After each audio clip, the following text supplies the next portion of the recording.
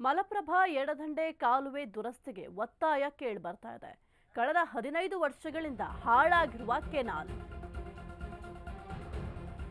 ಮಲಪ್ರಭಾ ಎಡದಂಡೆ ಕಾಲುವೆ ದುರಸ್ತಿಗೆ ಒತ್ತಾಯ. ಕಳೆದ 15 ವರ್ಷಗಳಿಂದ ಕೆನಾಲ್ ಹಾಳಾಗಿದೆ. ಬಾಗಲಕೋಟೆ ಜಿಲ್ಲೆ ಮುರಡಿ ಗ್ರಾಮದ ಬಳಿ ಅವ್ಯವಸ್ಥೆ. ಮಲಪ್ರಭಾ ಎಡದಂಡೆ ಕಾಲುವೆ ದುರಸ್ತಿಗೆ ಒತ್ತಾಯ ಕೇಳಿಬರ್ತಾ ಇದೆ. ರೈತರಿಗೆ ಈವರೆಗೂ ಕೂಡ ಭೂ ಸ್ವಾಧೀನ ಪರಿಹಾರ ಸಿಕ್ಕಿಲ್ಲ ಎಂಬ ಆಕ್ರೋಶ ವ್ಯಕ್ತಪಡಿಸ್ತಾ ಇದ್ದಾರೆ. ಕೆನಾಲ್ನಿಂದಲೂ ಕೂಡ ಜಮೀನುಗಳಿಗೆ ನೀರು ಹರಿತಾ ಇಲ್ಲ. ಸದನದಲ್ಲಿ ಈ ಒಂದು ವಿಚಾರವನ್ನ ಮಾತನಾಡಬೇಕು ಅಂತ ರೈತರು ಈಗ ಆಕ್ರೋಶವನ್ನ ವ್ಯಕ್ತಪಡಿಸ್ತಾ ಇದ್ದಾರೆ. ಎಡದಂಡೆ ಕಾಲುವೆ ದುರಸ್ತಿ ಆಗಿದೆ, ಅದನ್ನ ಅಟ್ಲೀಸ್ಟ್ ಸರಿಪಡಿಸೋ ಕೆಲಸ ಆದ್ರೂ ಮಾಡಬೇಕು. ಯಾವ ರೀತಿ ಇದೆ ಆ ಒಂದು ಎಡದಂಡೆ ಕಾಲುವೆಯ ಪರಿಸ್ಥಿತಿ ನೀವು ಗಮನಿಸಬಹುದು. ಅದನ್ನ ಸರಿಪಡಿಸುವ ಕೆಲಸವನ್ನ ಮಾಡಬೇಕು. ಕಳೆದ 15 ವರ್ಷಗಳಿಂದಲೂ ಕೂಡ ಈ ಒಂದು ಕೆನಾಲ್ ಹಾಳಾಗಿದೆ. ಅದು ರೈತರಿಗೆ ಉಪಯೋಗಕ್ಕೂ ಕೂಡ ಬರ್ತಾ ಇಲ್ಲ.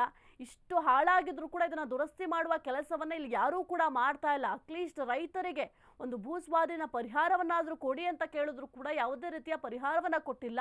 ಕೆನಾಲ್ನಿಂದಲೂ ಕೂಡ ಜಮೀನುಗಳಿಗೆ ನೀರು ಕೂಡ ಬರ್ತಾ ಇಲ್ಲ. ಈ ಒಂದು ಕೆನಾಲ್ ಇದ್ದೂ ಕೂಡ ಇಲ್ಲದ ರೀತಿ, ಅಂದ್ರೆ ಯಾವುದೇ ರೀತಿಯ ಪ್ರಯೋಜನ ಇಲ್ಲ. ಸದನದಲ್ಲಿ ಈ ಒಂದು ವಿಚಾರವಾಗಿ ಗಂಭೀರವಾಗಿ ಚರ್ಚೆ ಮಾಡಬೇಕು ಅಂತ ರೈತರು ಒತ್ತಾಯವನ್ನ ಮಾಡ್ತಾ ಇದ್ದಾರೆ.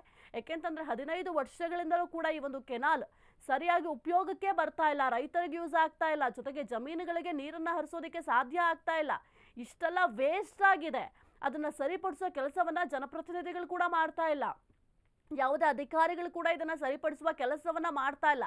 ಇಷ್ಟೊಂದು ದಿವ್ಯ ನಿರ್ಲಕ್ಷ್ಯವನ್ನ ತೋರಿಸ್ತಾ ಇದ್ದಾರೆ. ಇದನ್ನ ಸರಿಪಡಿಸಲಿಕ್ಕೆ 15 ವರ್ಷ ಸಮಯ ಬೇಕಾಯ್ತಾ? ದಯವಿಟ್ಟು ಇದನ್ನ ಸರಿಪಡಿಸಿ. ಇಲ್ಲವಾದರೆ ಸದನದಲ್ಲಿ ಈ ಒಂದು ವಿಚಾರವಾಗಿ ಗಂಭೀರವಾಗಿ ನೀವು ಚರ್ಚೆ ಮಾಡಿ ಅಂತ ರೈತರು ಈಗ ಆಗ್ರಹವನ್ನು ಕೂಡ ಮಾಡ್ತಾ ಇದ್ದಾರೆ. ಯಾಕೆಂತಂದ್ರೆ ಇಷ್ಟು ವರ್ಷಗಳಿಂದ ಇದನ್ನ ಸರಿಪಡಿಸಲಿಕ್ಕೆ ಸಾಧ್ಯವೇ ಆಗಿಲ್ಲ. ಇಷ್ಟೆಲ್ಲ ಸಮಸ್ಯೆ ಆಗ್ತದೆ. ಅಟ್ಲೀಸ್ಟ್ ಒಂದು ರೈತರಿಗೆ ಒಂದು ಪರಿಹಾರದ ಹಣವನ್ನಾದ್ರೂ ಕೊಡಿ ಅಂತಂದ್ರೂ ಕೂಡ ಯಾರು ಕೂಡ ಸರಿಯಾಗಿ ರೆಸ್ಪಾನ್ಸ್ ಕೂಡ ಮಾಡ್ತಾ ಇಲ್ಲ. ಇಷ್ಟೆಲ್ಲ ಅವ್ಯವಸ್ಥೆಯಿಂದ ಕೂಡದೆ ಬಾಗಲಕೋಟೆ ಜಿಲ್ಲೆ ಮುರಡಿ ಗ್ರಾಮದ ಬಳಿ ಇಷ್ಟರ ಮಟ್ಟಿಗೆ ಅವ್ಯವಸ್ಥೆ ಇರುವಂತದ್ದು. ನೀರಾವರಿ ಯೋಜನೆಗಾಗಿ ಒಂದು ಕೆನಾಲ್ ಅನ್ನ ನಿರ್ಮಾಣ ಮಾಡಲಾಗಿತ್ತು. ಆದ್ರೆ ಎಲ್ಲಿ ನೀರಾವರಿ ಯೋಜನೆಗೆ ಯಾವ ರೀತಿ ಉಪಯೋಗ ಆಗ್ತಾ ಇದೆ ಅದು ಕೂಡ ಮುಖ್ಯ ಆಗುತ್ತೆ. ಸದ್ಯಕ್ಕೆ ಜನಪ್ರತಿನಿಧಿಗಳ ವಿರುದ್ಧವಾಗಿ ಆಕ್ರೋಶವನ್ನ ವ್ಯಕ್ತಪಡಿಸ್ತಾ ಇದ್ದಾರೆ. ಸದನದಲ್ಲಿ ಈ ಒಂದು ವಿಚಾರವಾಗಿ ಚರ್ಚೆ ಮಾಡಬೇಕು ಅಂತ ರೈತರು ಒತ್ತಾಯವನ್ನ ಮಾಡ್ತಾ ಇದ್ದಾರೆ.